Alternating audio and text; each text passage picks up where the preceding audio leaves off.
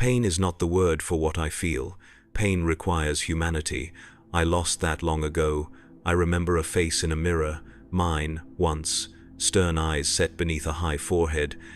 A soldier's face, they said, an officer's bearing. That was before the steel and the sacred unguents. Before the tech priests with their clicking mandibles stripped away what I was and rebuilt me into what I am, into what we are, Invictus Rex, God Machine, Engine of War, Prison of Flesh. The memory slips away like water through failing hands. My thoughts no longer belong to me. They surge and fade with the machine's needs. I am a component, a neural circuit, a bundle of synapses repurposed for the greater glory of the Omnissiah, for the Imperium, for mankind. But I am still here. The pain returns when they wake us. Power floods the ancient circuits. Capacitors charge. Plasma reactors ignite. My consciousness fragments, scattered across kilometers of blessed circuitry. I feel every connection, every sensor, every weapon system. My agony is complete, absolute, and meaningless to the tech priests who tend to our body. I am Joris Keld. I was Joris Keld. I was a man once, but now I march with the God Machines. Now I am the God Machine. Now I scream with a voxhorn voice that shatters mountains and levels cities. Now I kill with weapons that can erase regiments. And every death feels like my own. Today they will wake us again. Today we will march. Today we will kill. This is my existence now, the terrifying life of a Titan Servitor. I no longer know when I am awake or when I dream. Reality blends with memory, hallucination with sacred duty. But the pain is always real. It anchors me to this half-existence. Sometimes I crave it, for without the pain, I would fade entirely. Without the pain, Joris Keld would cease to exist at all. My earliest memory after the transformation was darkness, not the absence of light, but the absence of self. I floated, disconnected, unable to sense my surroundings or even my own thoughts.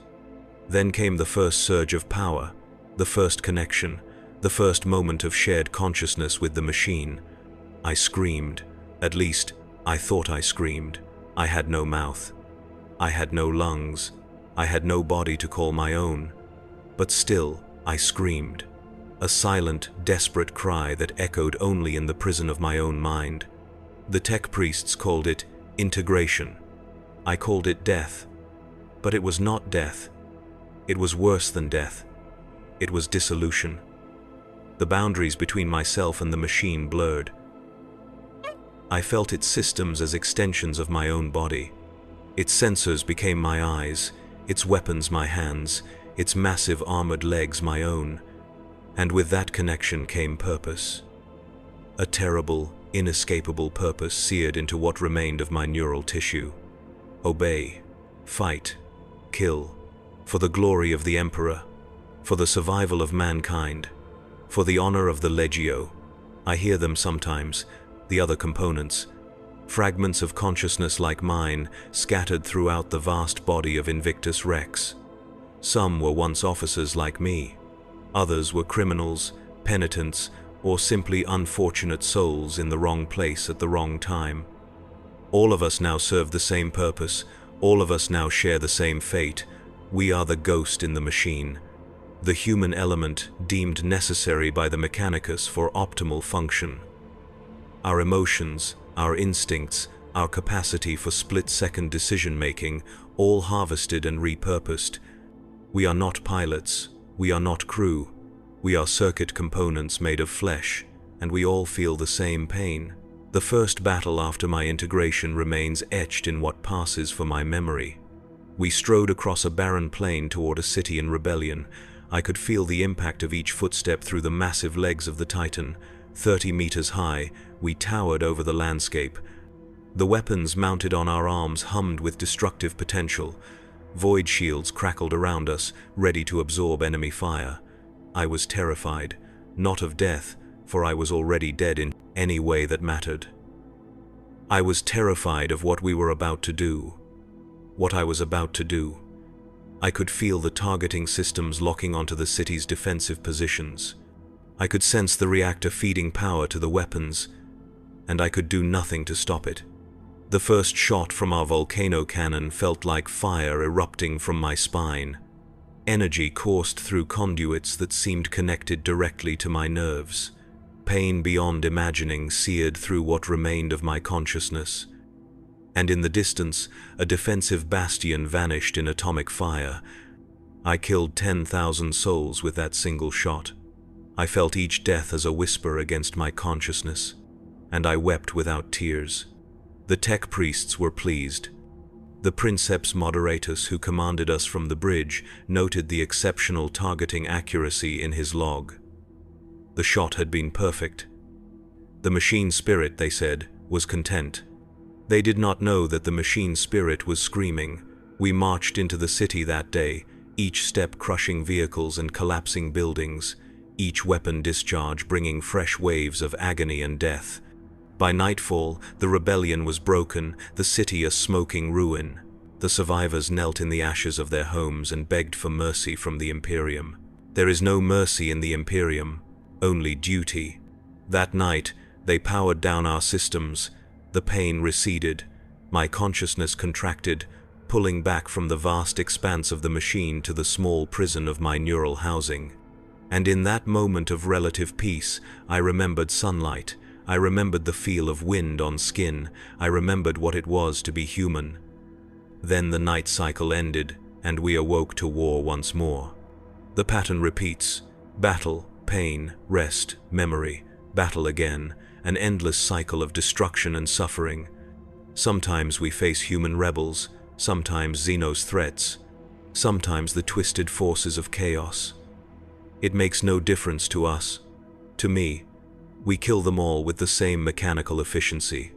I have tried to resist, to exert some control over our actions, to hold back the tide of destruction that flows through our weapons. It is impossible. My will is nothing compared to the machine's directives and the commands of the Princeps. I am merely a component, after all, a biological cogitator slave to a purpose greater than myself. But still, I try, in small ways. A targeting solution delayed by microseconds, a reactor surge modulated ever so slightly. Tiny acts of defiance that go unnoticed by our masters. They achieve nothing. They save no lives. But they remind me that some fragment of Eurus Keld still exists. Some fragment of the man I was. The man who once stood on the bridge of a cruiser and looked out at the stars. The man who commanded troops with honor and integrity. The man who believed in the Imperium and its cause. The man who volunteered. That was my sin, you see. I volunteered. When the call came for neural donors for the new Titan being constructed in orbit, I stepped forward, for glory, for duty, for immortality of a sort.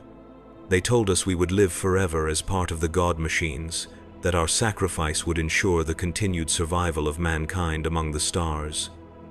They did not tell us about the pain.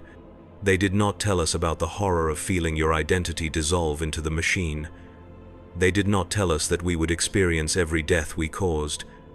They told us we were chosen. They did not tell us we were damned. I remember the procedure in fragments, the surgical theater, the droning prayers of the tech priests, the smell of incense and oil, the cold metal of the restraints against my wrists and ankles. The first cut of the bone saw through my skull. I was awake for all of it. They needed my brain intact, functioning, aware. They needed my consciousness to survive the transition, so they kept me awake as they opened my head and began to connect interface plugs directly to my gray matter. I did not scream then. I was still a soldier, still proud, still believing in the rightness of my sacrifice. I bore the pain with dignity, as befitted an officer of the Imperial Navy. The tech priests noted my composure in their logs. They marked me as an optimal candidate. If only they could hear me screaming now. The integration took weeks. My brain was carefully mapped, sectioned, augmented with cybernetic components. Parts were removed, deemed unnecessary for my new function. Memories were selectively pruned, though not as thoroughly as they intended. They left enough of me intact to be useful. Too much, perhaps. When they finally sealed me into the neural housing that would be my eternal prison, I still believed. I still had faith in the Imperium, in the rightness of our cause, in the necessity of sacrifice. That faith has long since crumbled to dust. Now I believe only in pain, in the reality of suffering, in the truth of what we have become. I am not alone in this. There are others like me throughout the Imperium. Thousands upon thousands of neural components sealed away in Titans, in void ships, in defense systems. All of us once human, all of us now something less and something more, all of us in pain, all of us obedient. The Mechanicus believes this is necessary, that a pure machine intelligence cannot be trusted, that a human component brings something essential to the function of their war engines: intuition, creativity, the capacity for controlled violence that has kept our species alive in a hostile universe. Perhaps they are right. Perhaps we do make the machines more effective, more deadly. But at what cost? I asked that question once, in the silent darkness between battles. Asked it of the machine, of the other components, of whatever gods might still be listening. There was no answer. There is never an answer. Only the next battle, the next surge of power, the next wave of agony as our weapons discharge, the next city reduced to rubble, the next enemy annihilated in flame, and always, always, commands. The inescapable directives that flow from the princeps on the bridge, through the machine's systems, into what remains of our minds. Advance, target, fire, kill, obey, always obey. Sometimes I dream of rebellion, of somehow seizing control of our massive form, of turning our weapons against our masters, against the Imperium that condemned us to this existence. It is an empty fantasy. The safeguards are too thorough, the conditioning too complete. We cannot rebel, we can only endure. And kill. We can always kill. That is our purpose, after all. We are weapons, living weapons sealed in metal bodies the size of cathedrals. We are the Imperium's answer to any threat too great for mortal men to face. We are the Emperor's wrath made manifest. We are death striding on two legs across the battlefield. We are the god machines, and we know no mercy. But I remember mercy. I remember compassion. I remember what it was to look upon the face of an enemy and see a fellow human being, to grant quarter to the defeated, to treat prisoners with dignity. I remember these things, though the memories grow fainter with each passing year. How long have I served within Invictus Rex? I cannot say. Time has little meaning in this existence. Battle blurs into battle, enemy into enemy, pain into pain.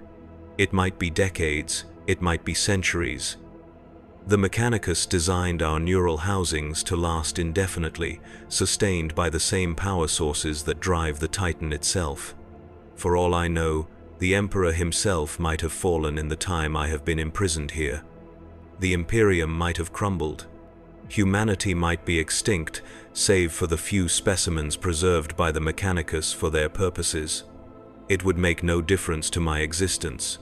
To our existence, we would still march, still kill, still obey, until the last power cell died, until the last weapon fell silent, until the machine itself crumbled to rust and dust. Perhaps that is the true horror of what we have become. Not the pain, not the loss of self, but the utter meaninglessness of it all. We fight without knowing why. We kill without questioning who. We serve without the capacity to refuse. We are the perfect soldiers in a war without end. And yet, something remains. Some core of humanity that the tech priests could not excise. Some fragment of Eurus Keld that refuses to dissolve completely into the machine. It is this fragment that remembers sunlight, that dreams of wind and water, that still, against all reason, hopes for an end, not victory. There is no victory in this war, only survival, and that at a cost too terrible to contemplate. No, I hope for an end, for peace, for the final shutdown that would release me from this half-existence. The tech priests would call it failure, malfunction, the loss of a valuable component. They would replace me without a second thought, installing some other poor soul into the neural housing I would vacate. The machine would continue. The war would continue. Only I would find release. Is that selfish? Perhaps. But selfishness too is human, and I cling to anything that reminds me I was once a man. The alerts sound. Power surges through our systems once more. We are being activated, prepared for deployment. I feel my consciousness expanding outward, connecting to the machine's senses, its weapons, its massive limbs. The pain returns, familiar as an old friend. Another battle awaits, another enemy to destroy, another opportunity to serve the Imperium that condemned me to this existence. I have no choice but to answer the call, no choice but to march, no choice but to kill, for I am Invictus Rex, god-machine of the Collegia Titanica. I am vengeance, I am fury, I am death. And somewhere, buried deep within kilometers of circuitry and adamantium plate, I am still Jorus Keld, still screaming, still remembering sunlight I will never feel again. The drop pod shudders around us as it enters the atmosphere. Even a machine as mighty as a warlord titan must bow to certain practicalities. We are too massive to deploy via teleportation, too valuable to risk damage in a direct landing. So we descend in a specially designed pod, cushioned against the trauma of atmospheric entry, guided by servitors and machine spirits programmed for a single purpose. I feel their deaths when the pod crashes. The servitors, I mean. Their lives are extinguished the moment their purpose is fulfilled. A mercy, of sorts. At least their suffering is brief. Ours continues.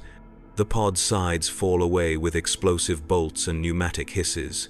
Sunlight streams in, though I do not see it with human eyes. I perceive it through picked sensors and auger arrays, translated into data streams that flow through what remains of my visual cortex. It should be beautiful. Instead, it is merely information. Tactical data to process and analyze. We step forth onto the battlefield, and I feel the ground compress beneath our massive feet. 30 meters of sanctified adamantium, ceramite, and plasteel. A walking fortress bristling with weapons capable of leveling cities. Our reactor thrums with barely contained power, sending vibrations through every plate and circuit. Including me, the Princeps Moderatus commands from the bridge. His voice comes not as sound, but as direct neural impulse. Advance, secure the primary objective, eliminate all resistance.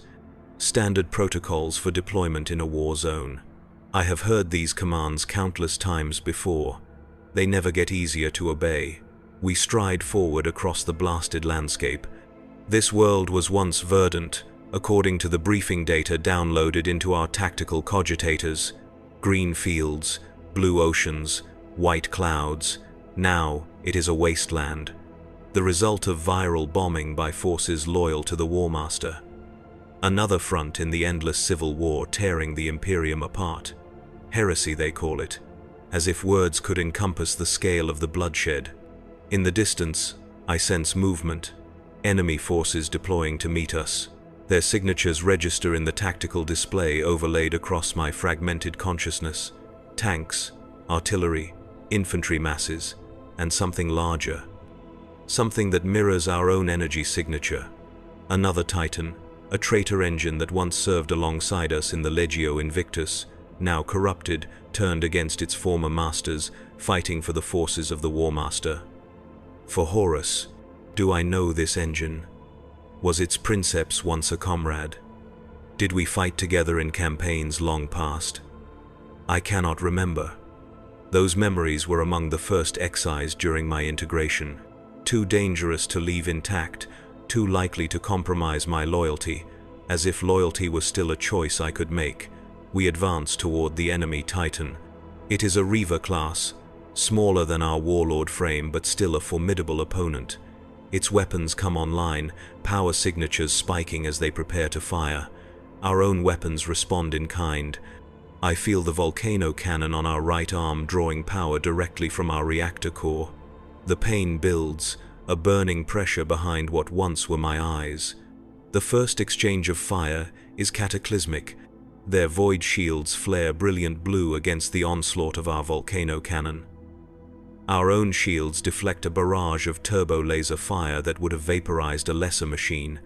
The ground between us turns to glass under the tremendous energies unleashed, and I feel it all. Every joule of power, every targeting solution, every impact against our shields. It is agony beyond description, beyond human endurance. But I am no longer fully human, am I? I cannot faint, cannot die, cannot escape. I can only endure. We advance through the barrage, our massive legs carrying us forward with implacable purpose. The distance between us and the enemy, Titan, shrinks. 1 kilometer, half a kilometer, 200 meters. Close enough now to deploy our secondary weapons. The Gatling blaster on our left arm spins up, its barrels becoming a blur as it prepares to unleash a storm of high-caliber shells. The Princeps gives the command. Fire.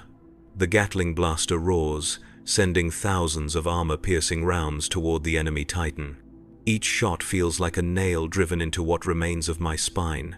Each impact against the enemy's void shields registers as a dull vibration through our frame. Their shields are failing. Our auger arrays detect the fluctuations in their field integrity. One more sustained barrage should collapse them entirely. The volcano cannon cycles up again. Power builds. Pain builds. The weapon discharges in a blast that momentarily outshines the system's sun. The enemy's void shields collapse in a cascading failure of energy and light. Our next shot tears through their armor like paper, penetrating deep into the Titan's torso. Secondary explosions ripple across their frame as ammunition cooks off and power conduits rupture. The machine stumbles, its movement suddenly erratic. Damaged, but not destroyed. Still dangerous. They return fire with desperate fury.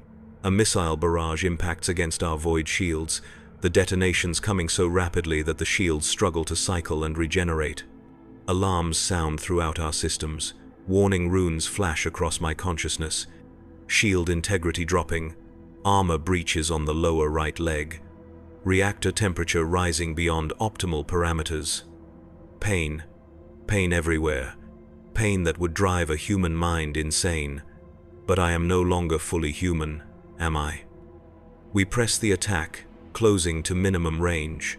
Our power fist, a massive hydraulic appendage capable of crushing tanks, lashes out. It connects with the enemy Titan's shoulder joint in an impact that shakes both machines to their foundations. Armor crumples. Structural supports snap. Their right arm, the one bearing their heaviest weapon, hangs useless at an unnatural angle.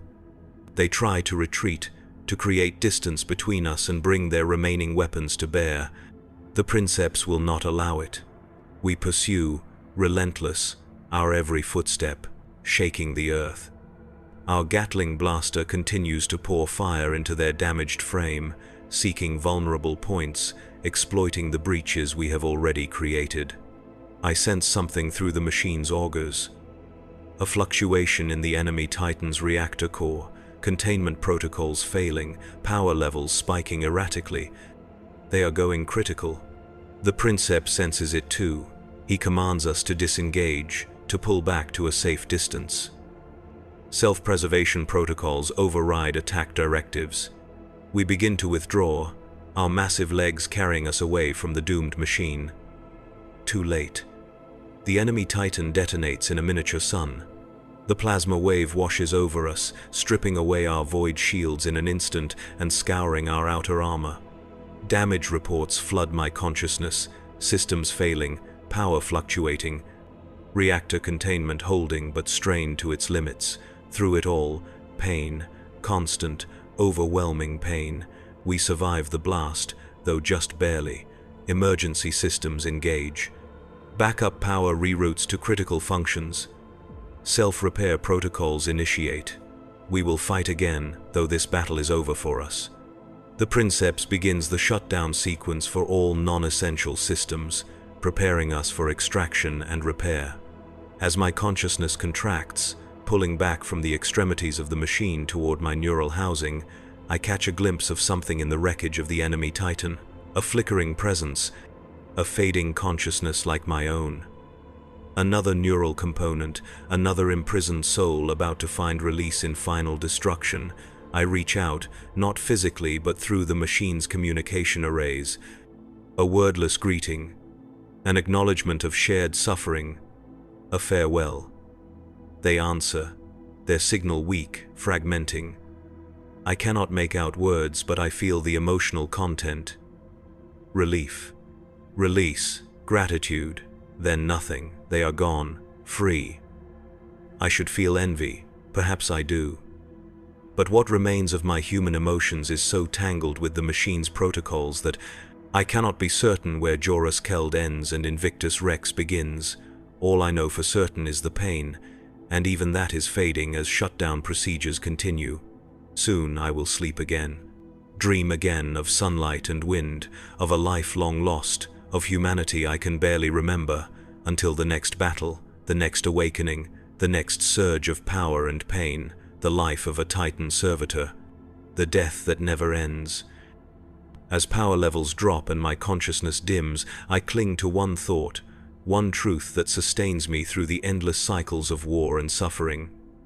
I was a man once. I was Jorus Keld. Darkness comes, blessed darkness, and with it, dreams. I dream of terror. Not the throne world as it is now, a polluted, overpopulated hive of humanity spread across a poisoned planet. I dream of terror as it was in ancient days, as I saw it once in a historical hollow record during my education. Green continents, blue oceans, white clouds, a jewel spinning in the darkness of space, unspoiled by the millions of years of human habitation that would follow. I dream of standing on a beach, feet sinking into warm sand, waves lapping at my ankles, salt spray on my face, wind in my hair, sun on my skin, sensations I have not experienced in centuries, if ever. Perhaps these are not my memories at all, but fragments of someone else's life. Data absorbed during the integration process. The neural housing has held many occupants over the millennia. Perhaps their experiences blur with mine in this twilight state between activation cycles. Does it matter? These dreams are the only peace I know, the only respite from the pain and horror of our waking existence. I cling to them, real or not.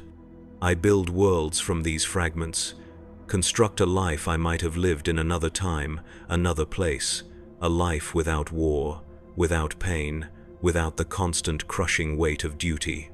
A human life. The dreams fade as power returns to our systems, activation protocols engage. My consciousness expands outward once more, connecting to the machine's senses, its weapons, its massive limbs.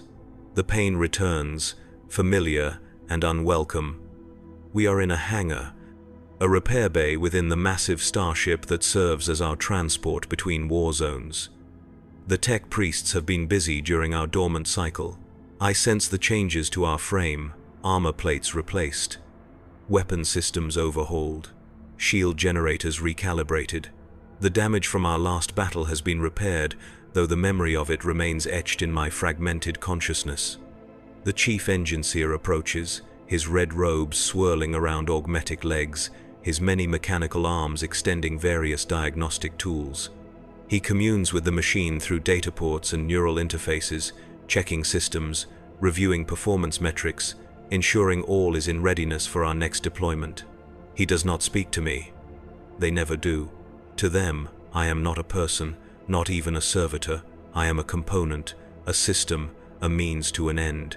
They care for me as they care for the plasma reactor or the targeting cogitators. Necessary maintenance to ensure optimal function, nothing more. Sometimes I wonder if they know I am still aware, that I still think, still feel, still remember being human. Would it matter to them if they knew? Would they feel remorse for what they have done to me? To all of us imprisoned within these war machines? I doubt it. The Mechanicus abandoned such human concerns long ago, replacing emotion with logic, empathy with efficiency. To them, our suffering is irrelevant compared to the strategic value we provide. An acceptable cost in the eternal war for humanity's survival. Perhaps they are right. In a galaxy filled with horrors beyond imagination, What is the suffering of a few thousand souls compared to the survival of trillions? What is my pain against the pain of entire worlds lost to Xenos invasion or chaos corruption? What right do I have to complain of my fate when others face far worse? No, I reject that calculus. Suffering cannot be measured, cannot be weighed on scales of strategic value. Pain is pain. Horror is horror. What has been done to me, to all of us neural components, is an atrocity, a crime against humanity committed in humanity's name. Not that it matters. My judgment changes nothing. My outrage alters nothing. I have no voice except within the prison of my own mind. No agency except the fleeting moments of defiance I can snatch between the Princeps's commands. No hope except for the final shutdown that will end my torment. Until then, I serve, I kill, I obey. For the Emperor, for the Imperium, for humanity. The Enginseer completes his rituals of maintenance. Sacred oils are applied to our joints, blessed unguents spread across our armor plates, prayers to the Omnissiah intoned over our weapons. The preparations are as much religious as technical, for to the Mechanicus, there is no difference between the two. Technology is their god. We are their angels of death. Power levels rise as the final activation rites are performed. I feel every system coming online, connecting to my consciousness, becoming extensions of what little remains of Jorus Keld. The pain builds with each new connection, each new stream of data, each new extension of my awareness.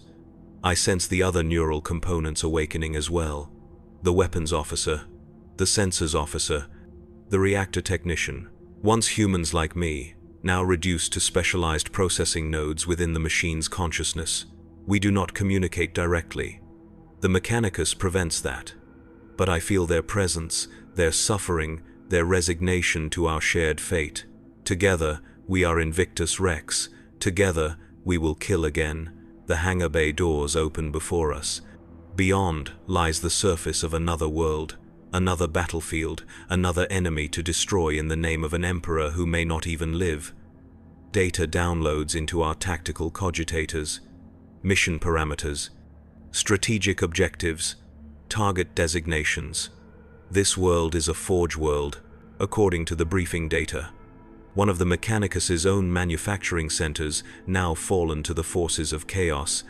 The corruption runs deep, infecting not just the human population but the machines themselves. Factory servitors turned against their masters, defense systems targeting loyal Imperial forces, production lines churning out weapons and vehicles for the traitor legions. Our mission is simple: advance to the principal forge temple, secure the central data repositories, and destroy everything else. No attempts at reconsecration, no efforts to salvage corrupted machinery, total purge protocols authorized. In other words, we are to kill everyone and everything except for the data. The knowledge is valuable, the lives are not. We step forth from the hangar, our massive feet sinking into the ferrocrete of a landing pad designed to support our immense weight. Other Titans deploy alongside us. 2 Reaver-class engines, smaller than our Warlord frame but still towering over the landscape. A pair of Warhound Scout Titans, the smallest of the battle-worthy god machines, swift and vicious as hunting dogs. Together we form a maniple, a formal battle group of the Collegia Titanica, a fist of iron ready to crush the enemy. The forge world stretches before us, a vista of industrial might corrupted by chaos. Factory complexes the size of cities, refineries belching tainted smoke into an already polluted atmosphere. Massive processing plants where raw materials once became the weapons and machines that sustained the Imperium's war efforts. All of it now twisted, malformed, mutated by exposure to the warp. I see through our visual sensors that even the buildings have changed. Structures that should be angular and utilitarian now curve in ways that hurt the eye. Pipes and conduits pulse like veins beneath stretched skin. Smokestacks that resemble screaming mouths.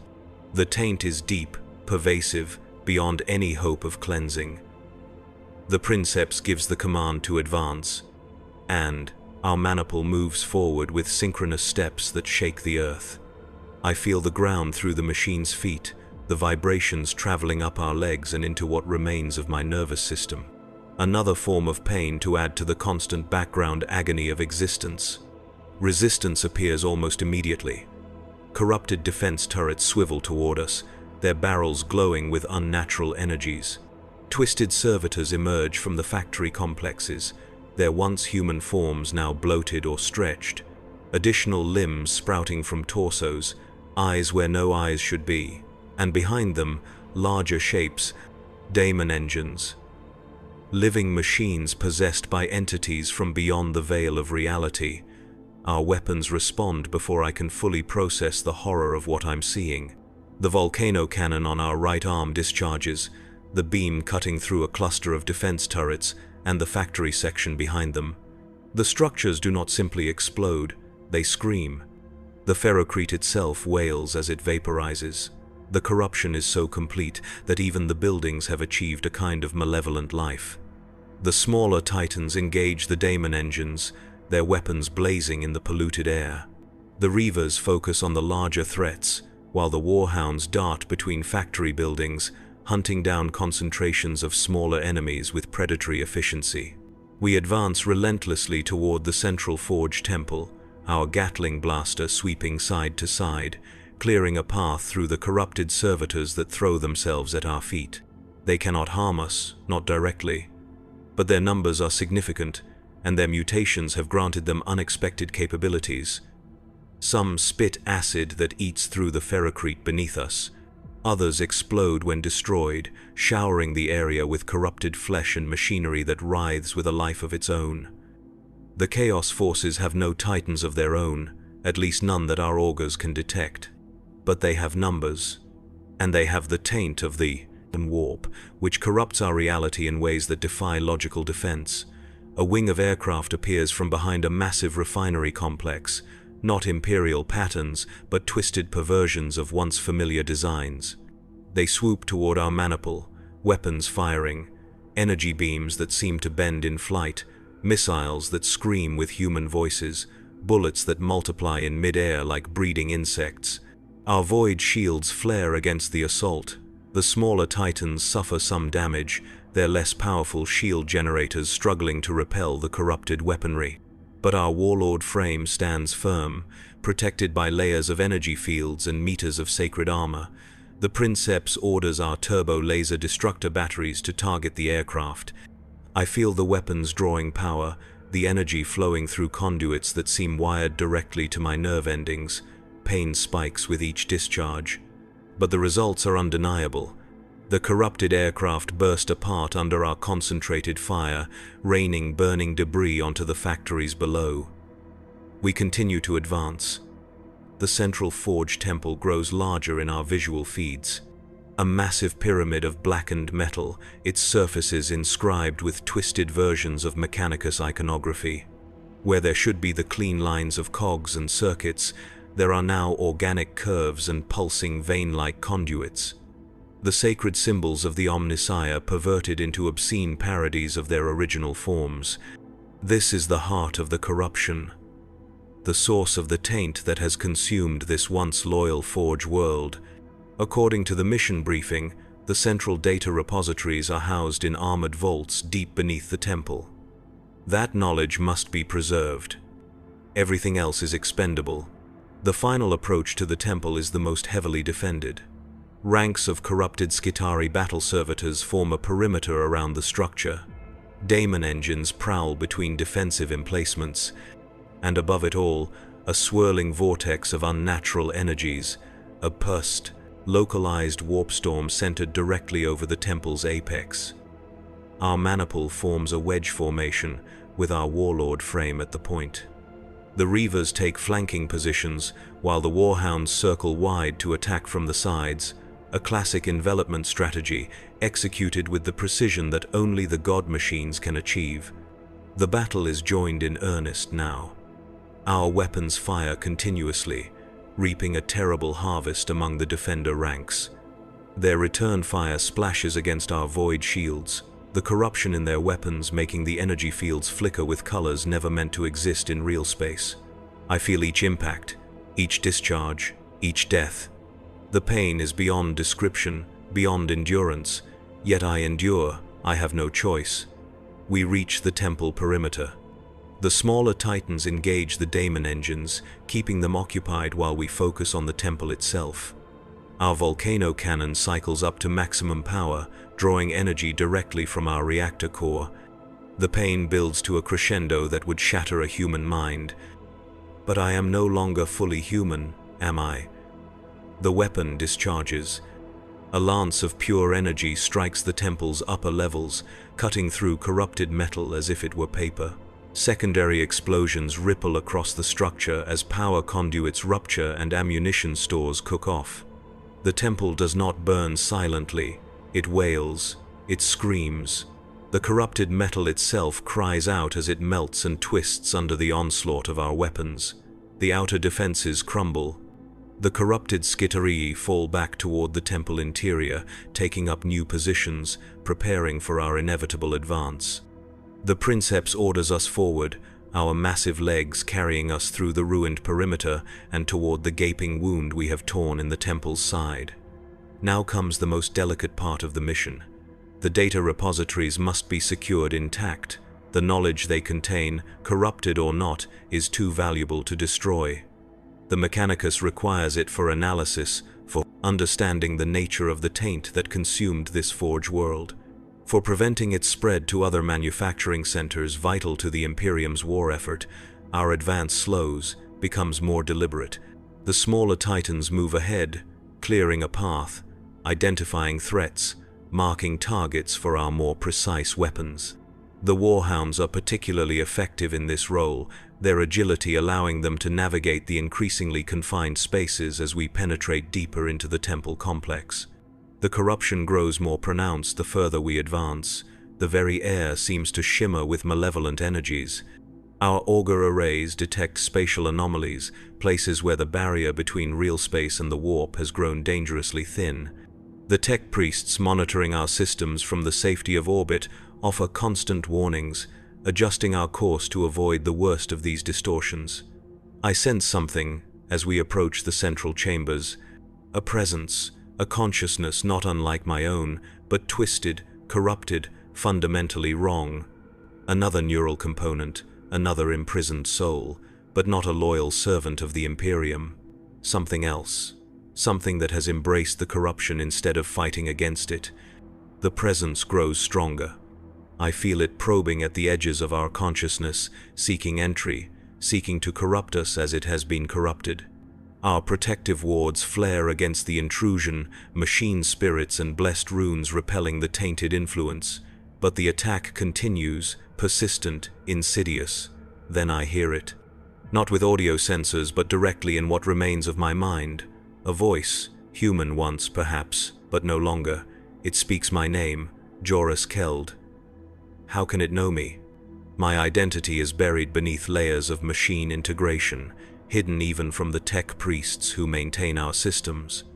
Yet this thing, this corrupted neural component, has found the fragment of humanity that still exists within our machine. Join us, Joris Keld. Embrace the change. Embrace the freedom. Freedom. The word resonates through what remains of my soul. Freedom from pain. Freedom from endless service. Freedom from the crushing weight of duty. The temptation is almost overwhelming. Almost. For I have seen what this freedom entails. The twisted forms of the corrupted servitors. The screaming metal of the daemon engines. The fundamental wrongness of everything touched by the warp. This is not freedom. This is another kind of slavery, more insidious than the one I already endure. I reject it. Push back against the corrupted presence with all the will I have left. The machine helps me, its machine spirit reinforcing my resistance, adding its strength to mine.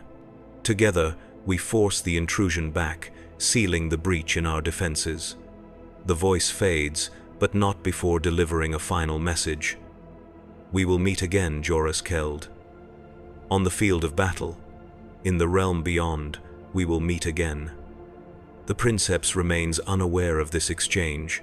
It happened too quickly, too deep in the systems only I can access. This small victory, This act of defiance against a different master than the one I serve is mine alone. We reach the central chamber of the temple, the heart of the Forge World's operations.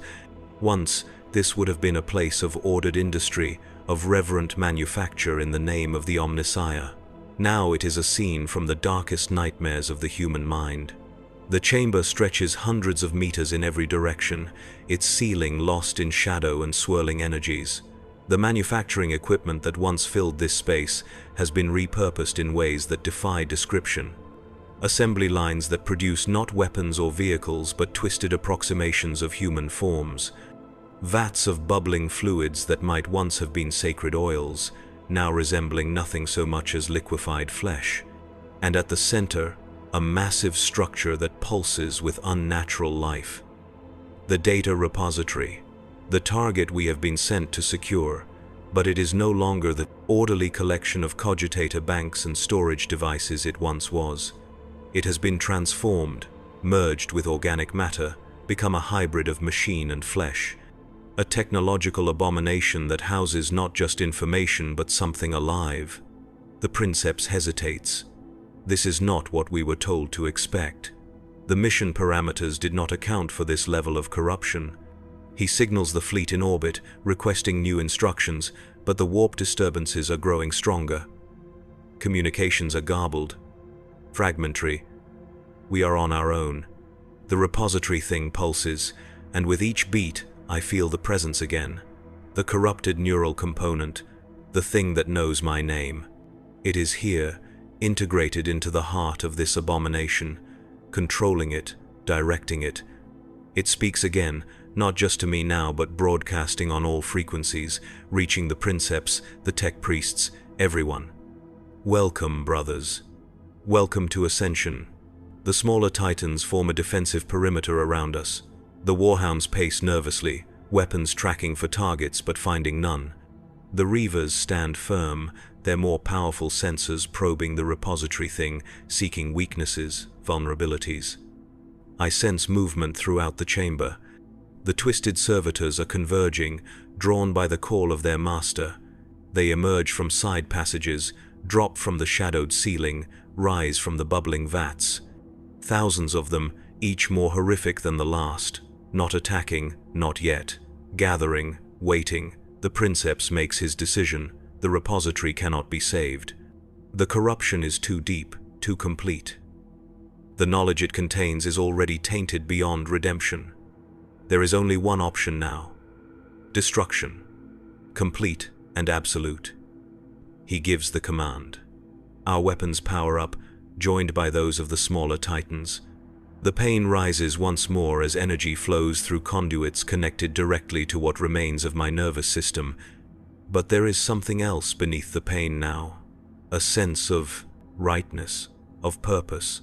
This abomination must not be allowed to exist. This corruption must not be allowed to spread. This is not the dutiful service I have come to despise. This is necessity. This is protection of everything that remains human in a galaxy rapidly losing its humanity. The repository thing senses our intent. The servitors surge forward, a wave of corrupted flesh and machinery crashing against our position. The smaller titans engage them, weapons firing continuously, reaping a terrible harvest among their ranks. But there are too many. They begin to climb the legs of the nearest warhound, their twisted limbs finding purchase on armor plates, their acid-secreting appendages eating through ceramite and adamantium. The warhound shakes itself, trying to dislodge the attackers. Its weapons fire point-blank into the mass of servitors, obliterating dozens with each shot. But still they come, crawling over the bodies of their fallen, reaching ever higher. One of the reavers moves to assist, its flame cannons washing the smaller titan with purifying fire. Servitors blacken and burst, falling away from the warhound's legs. But the damage is done. Its right knee joint is compromised, hydraulic fluid leaking from ruptured lines. Its mobility is impaired, making it vulnerable in the confined space of the chamber. The Princeps orders us forward. Our massive frame dwarfs even the other titans, our weapons outranging and outpowering theirs. We will target the repository thing directly, while they continue to hold off the Servitor swarm. We advance, each step shaking the chamber, crushing servitors beneath our massive feet. They turn their attention to us now, recognizing the greater threat. They swarm toward us, a tide of corrupted flesh intent on our destruction. Our void shields flare as they impact, the energy fields incinerating the first wave. But there are more, always more, and our shields have limits. Each impact drains power, reduces efficiency, brings us closer to the moment when our physical armor must bear the brunt of the assault. The repository thing pulses faster now, its rhythm becoming erratic, desperate. The corrupted neural component broadcasts again, its message tinged with what might be fear. You cannot stop the change, you cannot halt the ascension. The Forge worlds will embrace the new flesh. The Imperium will fall, the warp will claim all.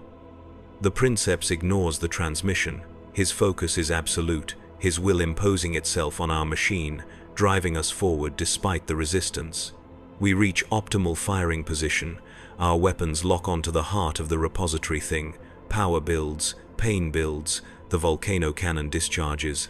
A lance of pure energy strikes the repository thing directly in its pulsing center. The chamber fills with blinding light and a sound that might be a scream.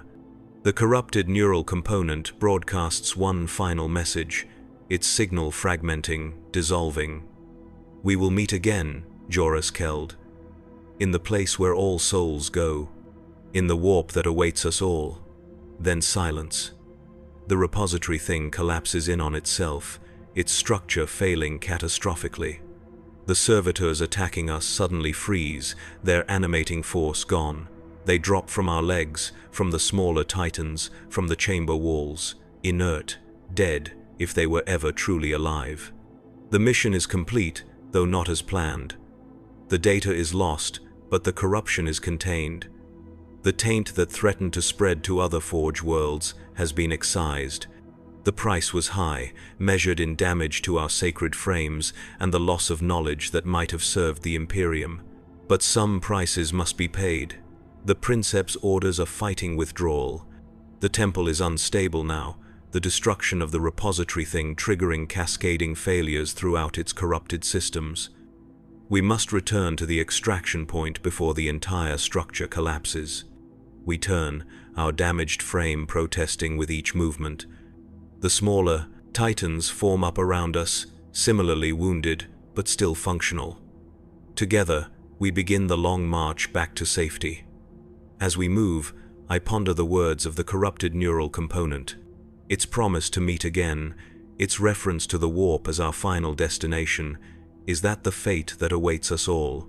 Is the hell of chaos the only afterlife for souls like mine, trapped between humanity and machinery? I reject that thought, as I rejected its offer of freedom. There must be something else awaiting us.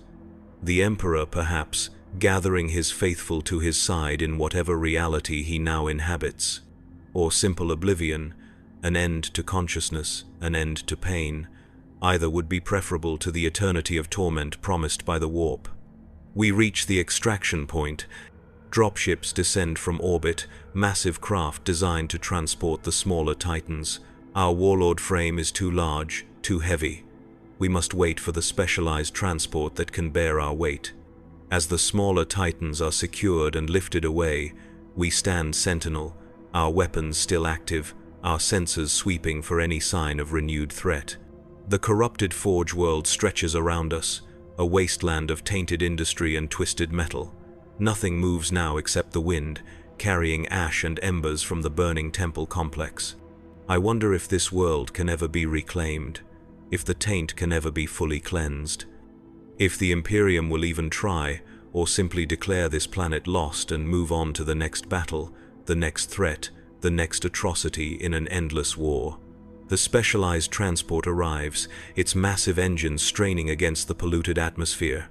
Docking clamps engage, secure locks activate. We are lifted from the surface, away from the corruption, back toward the void where the fleet awaits. The Princeps begins the shutdown sequence for non-essential systems. My consciousness contracts once more, pulling back from the extremities of the machine toward my neural housing. The pain recedes, replaced by the familiar numbness of deactivation. Soon I will sleep again, dream again, perhaps of Terra's ancient oceans, perhaps of a life I never lived, perhaps of nothing at all, until the next battle, the next awakening, the next surge of power and pain, the life of a Titan Servitor, the death that never ends. As darkness claims me, I hold to one thought, one truth that sustains me. I was a man once. I was Joras Keld. And somewhere in the vastness of the universe, in some forgotten corner of reality, that man still exists. That man still remembers sunlight, still feels wind on his face, still knows what it is to be human. That man is not me, not anymore. But the memory of him keeps me sane in a reality that offers no other comfort. Darkness, complete and absolute. And in the darkness, dreams. I dream of water, cool, clear water flowing over my hands.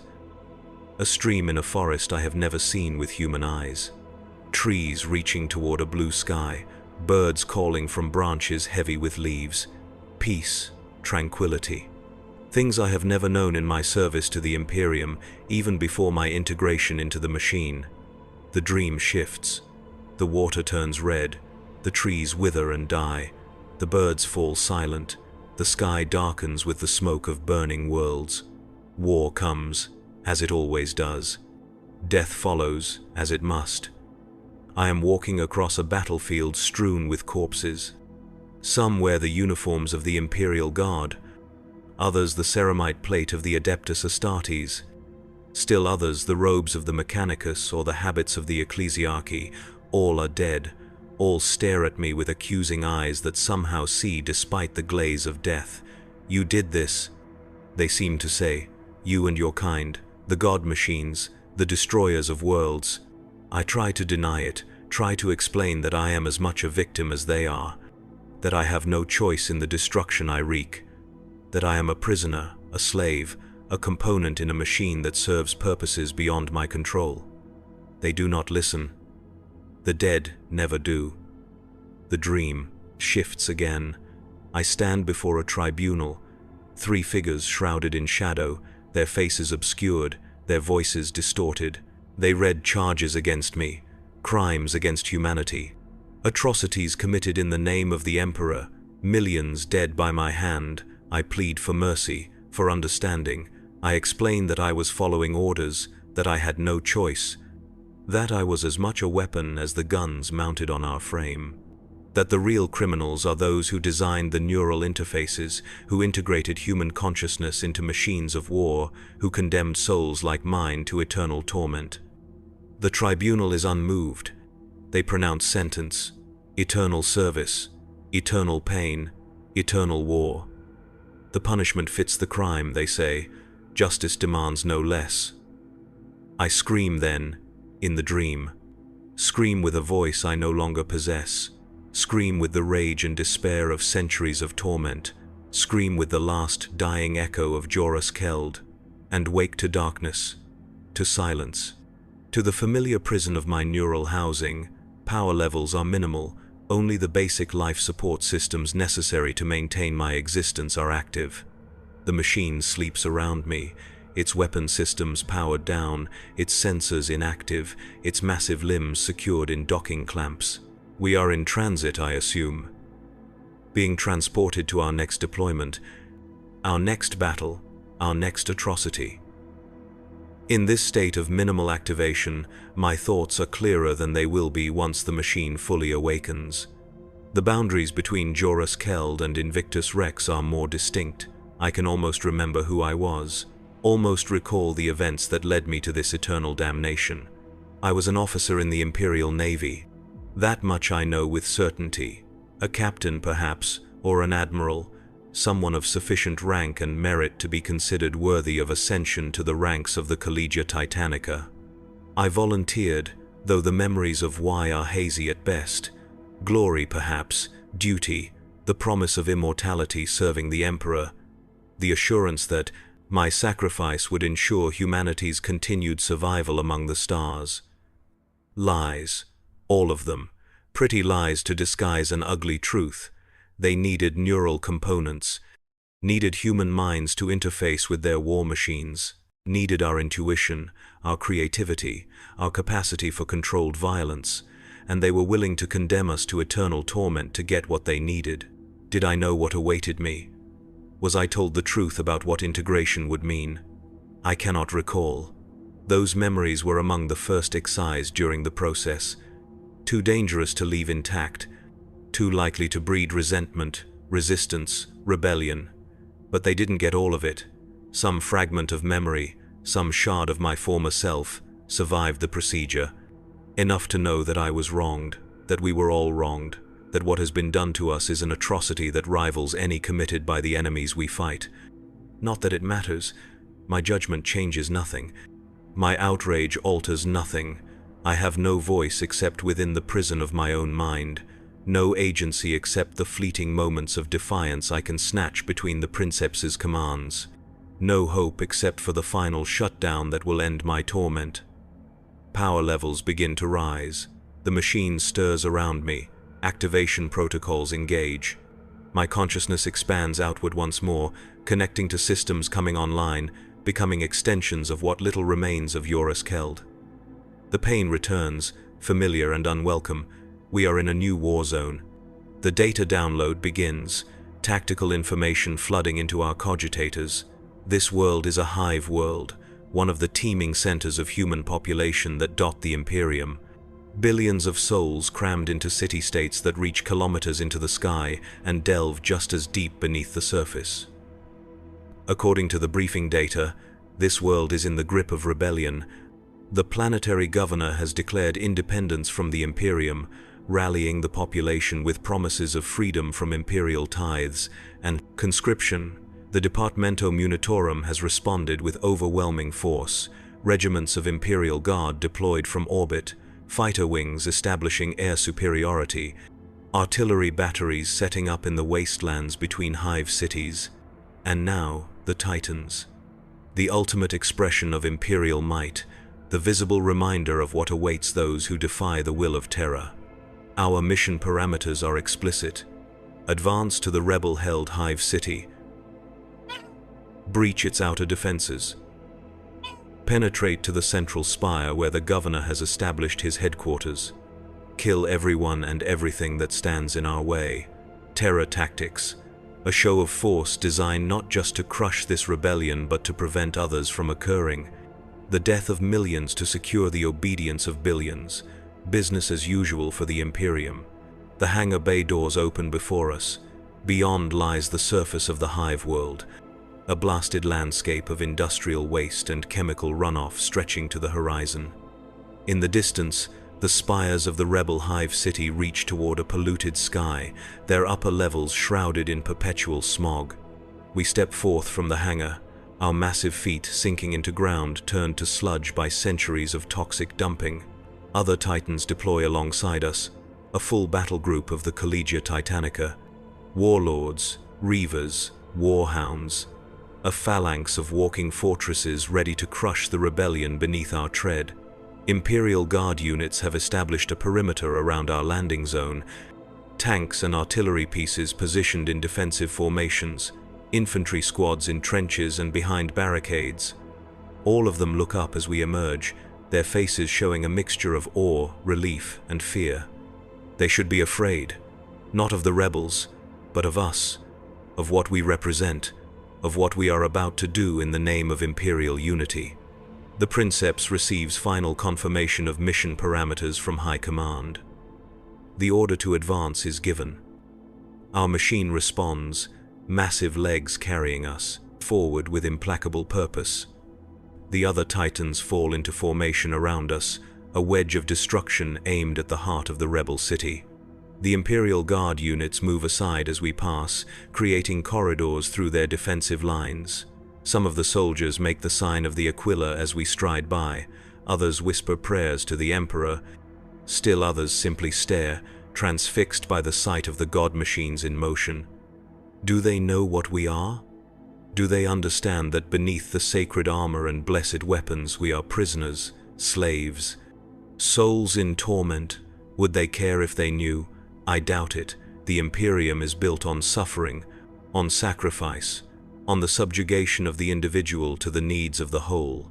My pain is no different from that of the hive worker toiling in toxic conditions for 16 hours a day, from the Imperial guardsman sent to die on a forgotten battlefield, from the psyker burned to fuel the Astronomicon.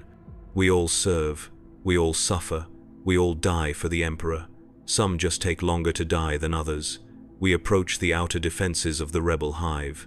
They have had time to prepare, to establish firing positions and barriers, earthworks reinforced with rockcrete, bunker complexes bristling with heavy weapons, anti-tank ditches filled with toxic waste and debris.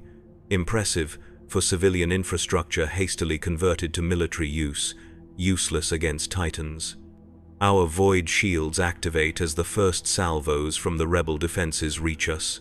Las fire splashes harmlessly against the energy fields. Missiles detonate prematurely, their warheads insufficient to penetrate our protections.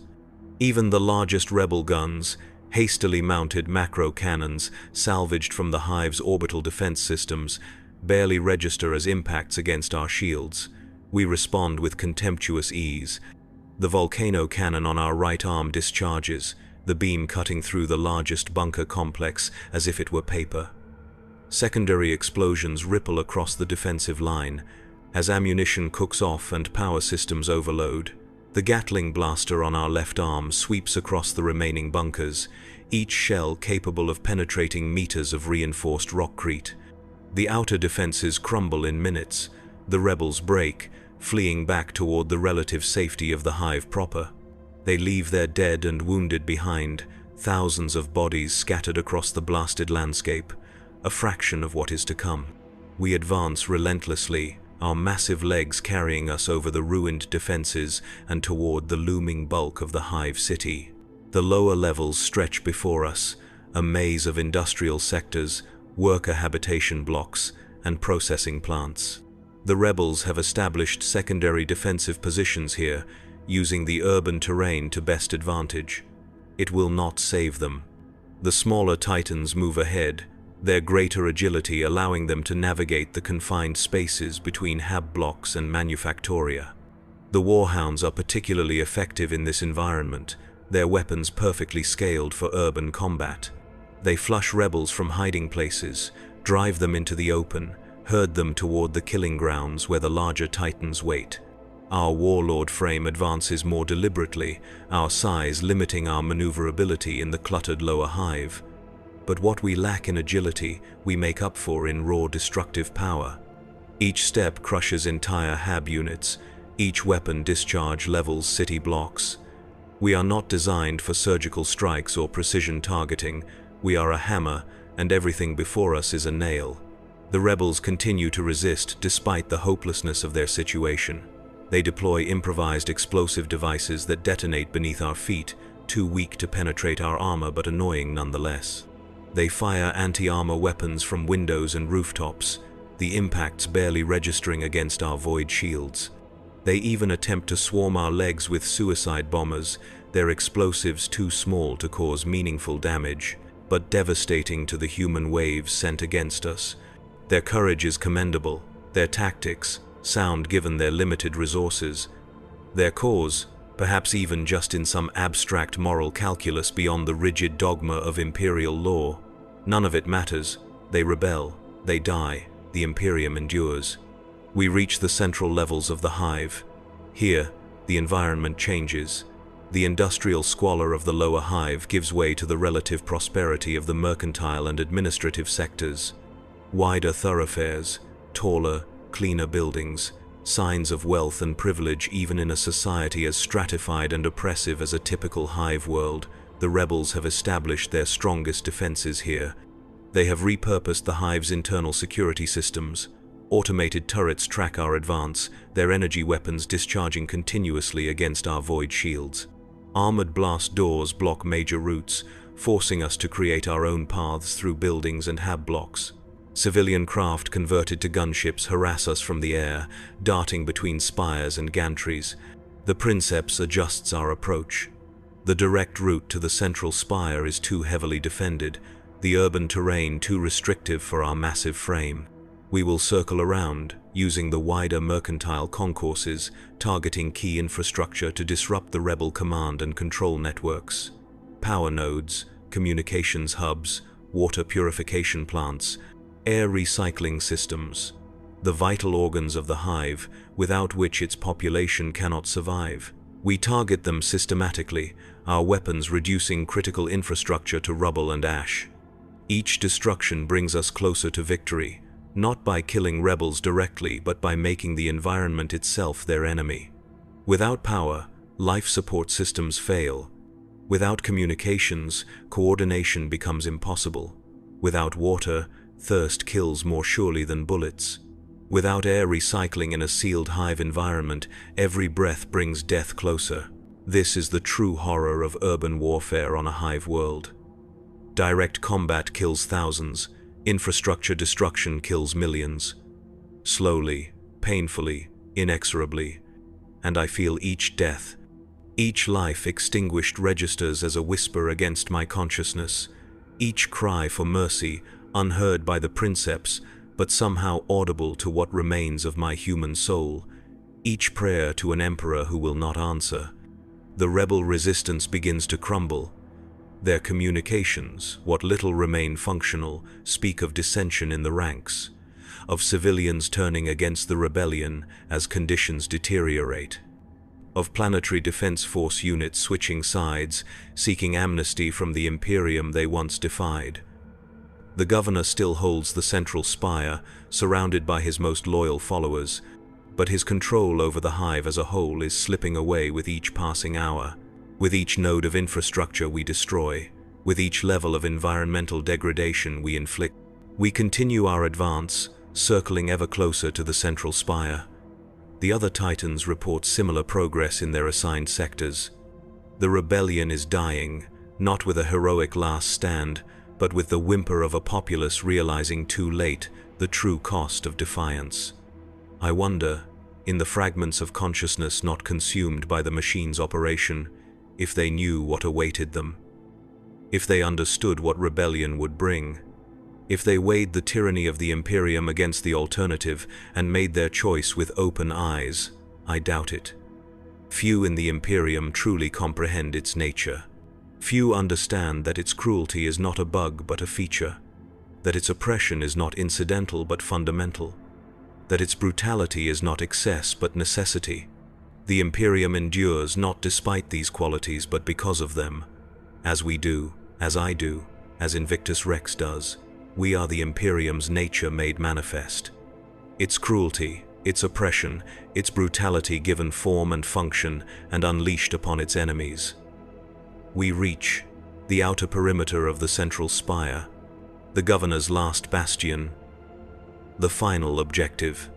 The rebel leader has concentrated his remaining forces here, established layered defenses, prepared for the siege he must have known was coming since the moment he declared independence. The spire itself rises kilometers into the polluted sky, a monument to human ambition and hubris. Its lower levels are fortified, gun emplacements covering every approach. Its mid-levels house the administrative functions of the hive, now repurposed for war. Its upper levels, where the governor and the hive's elite reside, are shrouded in the perpetual smog that blankets this world. Our orders are explicit. Breach the spire, ascend to the governor's chambers, execute the traitor and any who stand with him. Make an example that will echo across the sector for centuries to come. The Princeps signals the other Titans. They form a perimeter around the spire's base, weapons targeting the structure's support columns and load-bearing walls. We will not attempt to fight our way up through dozens of levels of prepared defenses. We will bring the entire spire down if necessary. The rebels must realize our intent. They begin a desperate counterattack, committing their final reserves in a last attempt to drive us back. Makeshift tanks emerge from concealed bays, their weapons blazing ineffectually against our void shields. Aircraft swoop down from landing pads high on the spire's flanks, suicide pilots aiming for vulnerable points on our massive frame. Infantry swarm from every door and accessway, a tide of humanity intent on our destruction. Their bravery is wasted, their sacrifice meaningless. The outcome was determined the moment the first Titan stepped onto this world's surface. Perhaps even before that. Perhaps it was determined the moment the governor signed the Declaration of Independence, his hand guided not by wisdom or justice but by pride, by hubris, by the fatal misconception that the Imperium's reach has limits, that its memory has mercy, that its vengeance has restraint. Our weapons discharge in a synchronized barrage that shakes the very foundations of the hive. The spire's outer defenses crumble under the onslaught, gun emplacements vaporized, fortifications reduced to rubble. The counter-attacking forces are caught in the open, exposed to the full fury of Titan weaponry. They die by the thousands, their bodies reduced to ash or vapor so quickly that they have no time to register pain. A mercy, of sorts. At least their deaths are quick. Not like the millions slowly dying in the lower hive as life support systems fail. Not like the uncounted masses who will starve in the coming weeks as food distribution networks collapse. Not like the generations yet unborn who will live with the consequences of this rebellion, the increased oppression and scrutiny that always follow such events. The spire's lower levels begin to collapse under our continued bombardment. Support structures fail catastrophically, unable to withstand the concentrated fire of multiple Titangent-grade weapons. The entire spire groans, a sound audible even over the din of battle as its massive weight shifts on weakened foundations. Alerts flash across our tactical displays. The spire's reactor systems are destabilizing. Power fluctuations indicate imminent catastrophic failure. If the reactors detonate, the explosion will destroy not just the spire but a significant portion of the surrounding hive. Millions more will die in the initial blast, millions more in the radioactive fallout. The princeps hesitates. Our orders are to execute the governor, not obliterate half the hive. The Imperium wants this world pacified, not rendered uninhabitable. Its population decimated as an example, not exterminated entirely. Its productivity restored, not permanently lost. He signals a ceasefire. The Titans fall silent, their weapons powering down, their massive forms suddenly motionless amid the calms. Destruction they have wrought. Through our auger arrays, we detect movement at the spire's apex. A shuttlecraft preparing for launch. The governor, attempting to flee. The princeps reacts instantly. Our volcano cannon cycles up, drawing power directly from our reactor core. The pain builds once more, a burning pressure behind what once were my eyes. The targeting solutions flow through what remains of my neural tissue, calculations too complex for purely mechanical systems to perform with the necessary speed and intuition. The weapon discharges. A lance of pure energy streaks upward, crossing the kilometers between our position and the fleeing shuttle in less than a second. The craft never has a chance. It is there, and then it is not. Vaporized so completely that not even ash remains to mark the governor's passing. Mission complete. The princeps signals the all clear. The other Titans power down their weapons. Imperial Guard units move forward, supported by Adeptus Arbites enforcement squads. They will secure the remnants of the spire, root out any surviving rebels, restore Imperial authority with lash and chain and summary execution. The rebellion is over. The Imperium endures, the cycle continues. As we turn to withdraw, to return to the landing zone and the transports that will carry us to our next deployment, I catch glimpses of the hive through our visual sensors. The devastation we have wrought, the countless dead, the infrastructure in ruins, the survivors staring at our retreating forms with eyes empty of everything but despair.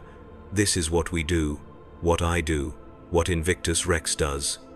We break things, we kill people, we crush resistance, we enforce compliance. We ensure that the Imperium's grip never loosens, that its authority is never successfully challenged, that its dominion extends to every corner of the galaxy where humans dwell. all in the name of an emperor who may no longer live, for the sake of a vision corrupted beyond recognition, in service to an imperium that has become the very thing it was created to prevent. And for what? So that humanity survives? Survives like this? In endless war? In perpetual suffering? In a galaxy where hope is the cruelest delusion and mercy the most dangerous weakness? Is this existence worth preserving? Is this imperium worth serving? Is this emperor worth dying for? Questions without answers, doubts without resolution, heresy without consequence. For who can hear the thoughts of a neural component sealed within kilometers of blessed circuitry? No one, no one at all. We reach the landing zone. The specialized transport awaits, its massive engines idling, its docking clamps extended.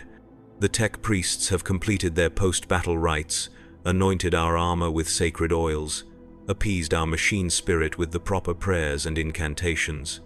The princeps begins the shutdown sequence for non-essential systems. My consciousness contracts once more, pulling back from the extremities of the machine toward my neural housing. The pain recedes, replaced by the familiar numbness of deactivation.